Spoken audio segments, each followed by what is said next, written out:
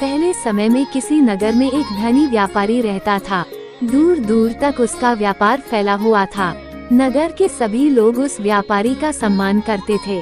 इतना सब कुछ से संपन्न होने के बाद भी वह व्यापारी बहुत दुखी था, क्योंकि उसका कोई पुत्र नहीं था, जिस कारण अपने मृत्यु के पश्चात व्यापार के उत्तराधिकारी की चिंता उसे हमेशा सताती रहती थी।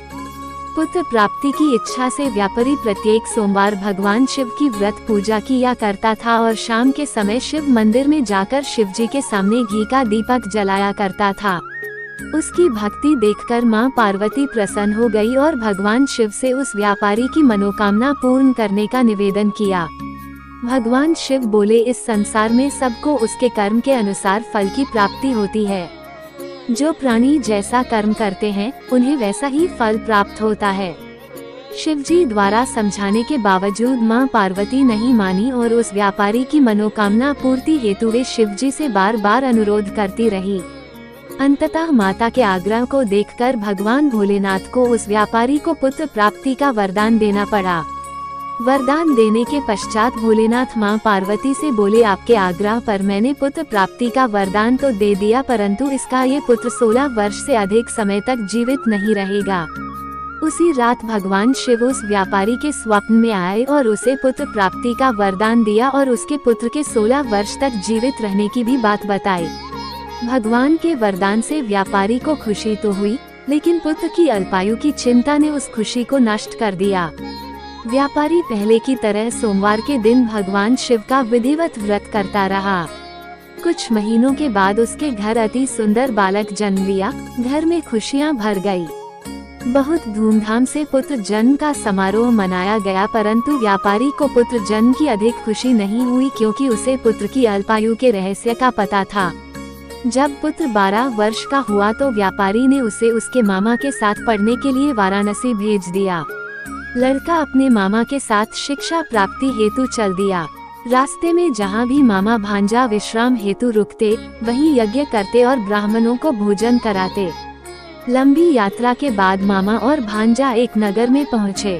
उस दिन नगर के राजा की कन्या का विवाह था, जिस कारण पूरे नगर को सजाया गया था। निश्चित समय पर बारात आ गई, लेकिन वर का पिता अपने बेटे के एक आंख से काने होने के कारण बहुत चिंतित था।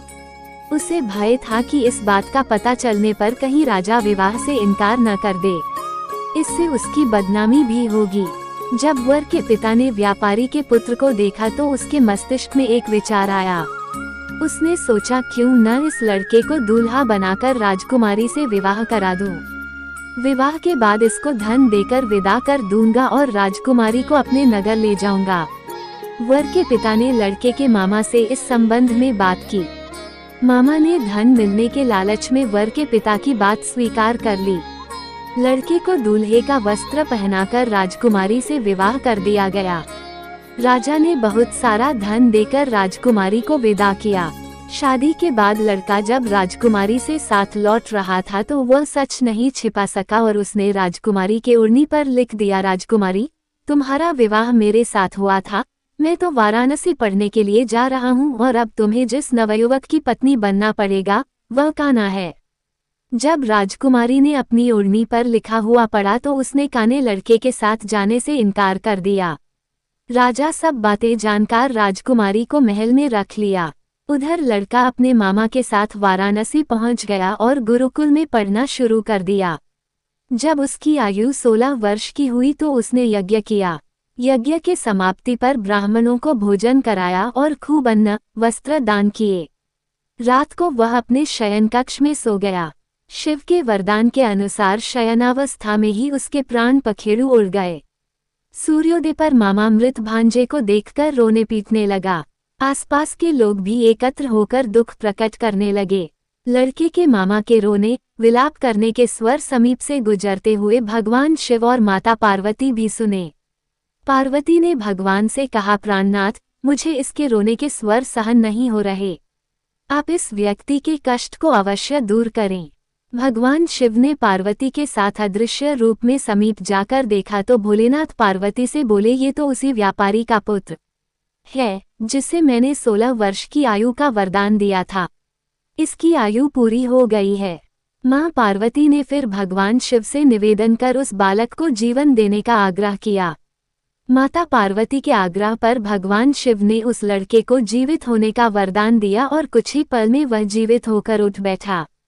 शिक्षा समाप्त करके लड़का मामा के साथ अपने नगर की ओर चल दिया। दोनों चलते हुए उसी नगर में पहुंचे जहां उसका विवाह हुआ था। उस नगर में भी यज्ञ का आयोजन किया।